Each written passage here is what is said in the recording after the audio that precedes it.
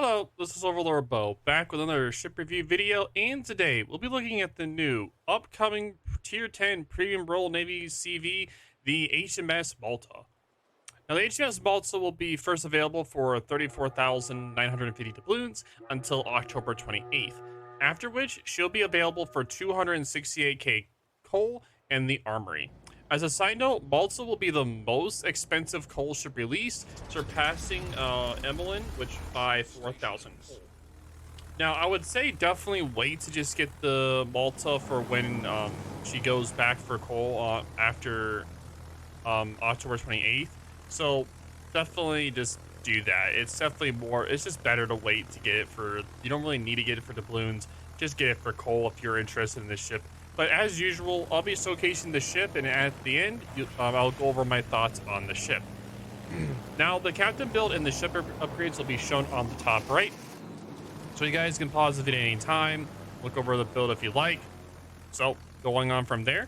For this guide, I'll be going over the carrier hull first and her plane separately. Now, for the ship hull stats, the armor in the survivability first, the armor will be shown on the top right. The ship does have 66,600 HP with 21 millimeter bow / stern / side with a 102 millimeter middle deck armor, a 25 millimeter deck ends, and a very high citadel, but relatively short with a 34% torpedo belt. Now, it is similar to the Audacious, but with a larger 102 millimeter deck armor section. Like other Tier 10 CVs, the Malta is very resistant to surface attacks as long as she stays angled and at range. She can also hold off DD attacks so long as their DCP is active.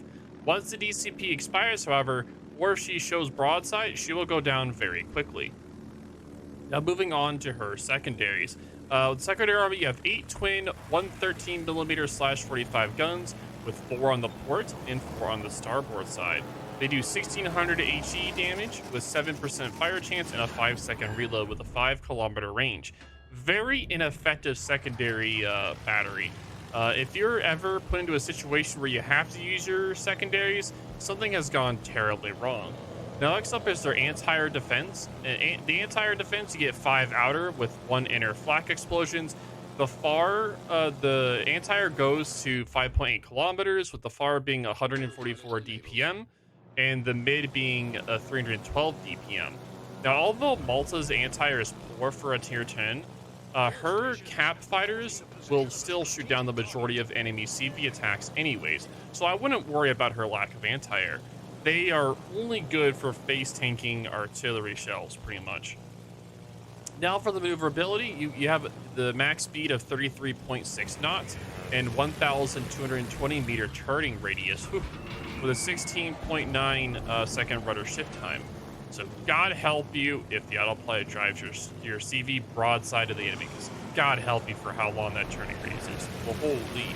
While average for a CV, Malta's maneuverability compares poorly to all other surface ships. Even worse, it takes forever for her to respond if autopilot tries to suicide your ship into the team. Just hope for the best if you're unfortunate to be caught in an unfortunate situation. Now, for the concealment is 15.2 kilometers base, with an air being 12.2 kilometers base. Now, for the best, it goes down to 11.6 kilometers, and for the sea and for the air, it's 9.3 kilometers. It does have an average detection stats for a tier 10 CV, though technically average for a tier 10. Malta rarely runs concealment skills, so almost everything will outspot her. So be prepared for that. Now, we're going to be moving on to the plane stats, and whenever I go over each of the different types of planes, I'll be showing the attack permanent on the top right, so you guys can look at that in more detail.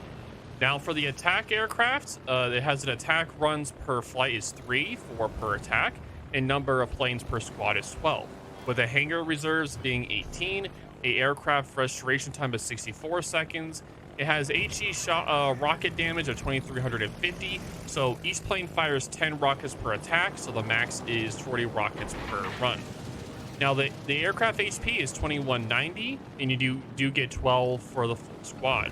The cruise speed is 137 knots, and the max speed is 177 knots. Now, the HE rockets have 28mm pen with a 2-engine boost, 8 fighters with a 3.5 kilometer patrol range. Now, the Malta's rockets work similar to Audacious, being very effective against DDs and tier 8 through 9 cruisers. Now, Malta fires slightly more rockets, though over a wider area, negating her advantage.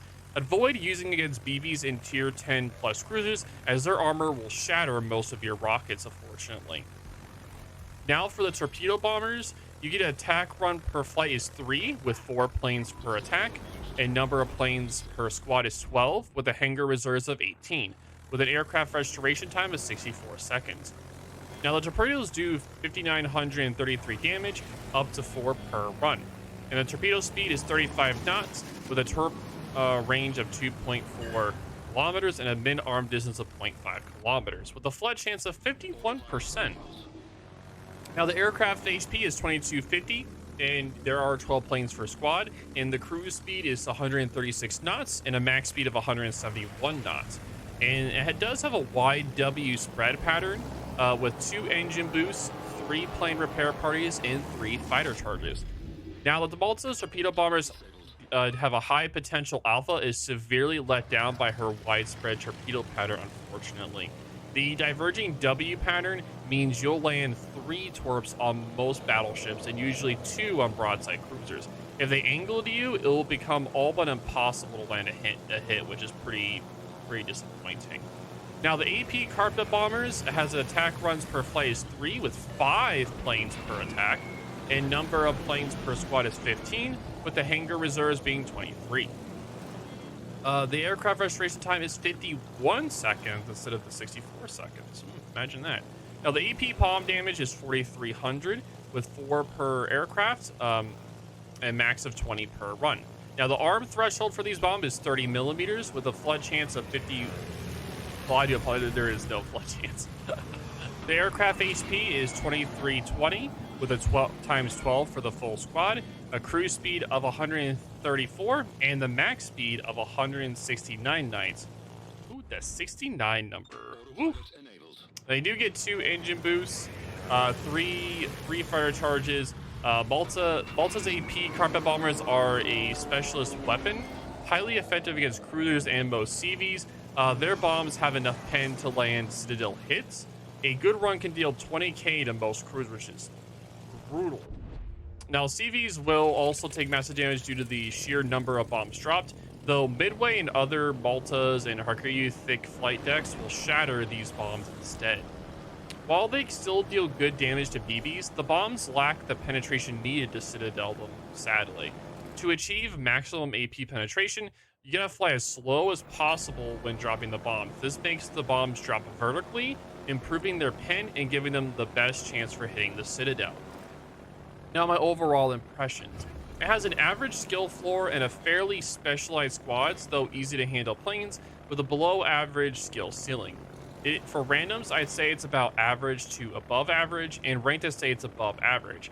The AP carpet bombs can annihilate cruisers, while rockets are very effective against all DDs. Now, Malta being the newest tier 10 CV to enter the armory, competing against the Evelyn for the player's hard-earned gold. Compared to Audacious, the Malta trades versatility for more firepower. Her squads deal more damage when used against the right targets, but severely drops in effectiveness if used incorrectly. Her planes are also slow, but compensate for their fast regen and bulky HP pool. So usually you want to open up with the rockets to both scout the enemy and blap over zealous DDs, which is always fun to do. And after you first run, take stock of your situation, pick a target, and then use the appropriate attack squadron. Rockets should be conserved for DD fights. A well-timed rocket strike can win important DD fights and swing the game. Torpedoes are good for punishing isolated BBs, but are usually better reserved for mid to late game. Now, AP carpet bombers absolutely crush stationary cruisers, though care must be taken to line up the run appropriately, or you're not going to be doing that much damage. Though you typically won't be CV sniping, the Malta's performance highly depends on the enemy CV's deck armor if you're trying to CV snipe them. The German CVs and other CVs with thinner deck armor are highly vulnerable to the AP carpet bombs. However, CVs like the Hakuryu, Midway, and FDR will resist your AP bombs, so forcing to rely on torpedoes and rockets for damage if you're trying to snipe the other CV. Now, overall, Malta is an interesting above-average CV.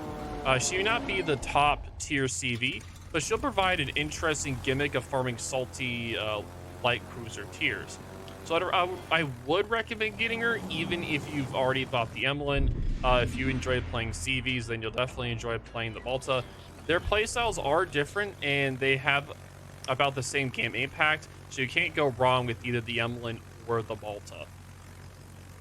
So, being that, again, you can get the Malta for 34,950 doubloons until October 28th, and after that, you can get it for coal for 268,000 coal in the armory. Again, I'd highly recommend you not buy this ship and just wait to get it for coal. You can get a ship for free. I pay money for it. If you're interested in buying it, you can. But again, totally up to you on that. If you feel like the ship is worth getting for the balloons or the coal, totally up to you on that. If you like playing CVs, I think you'll definitely enjoy playing the Malta. I had a really good match in this. Even though I was making a lot of mistakes during, I definitely could have won this match in the end. I'll let you guys watch this match and also enjoy the salty. The Ashino player that was in this was extremely salty later in the match. I'll let you guys enjoy that. I do show the score at the end of the match of how the match went. I was top of the team, but I'll let you guys watch the match and see how it goes. So I'll let you guys kind of experience that. If you guys have any questions or concerns, definitely in the comments down below.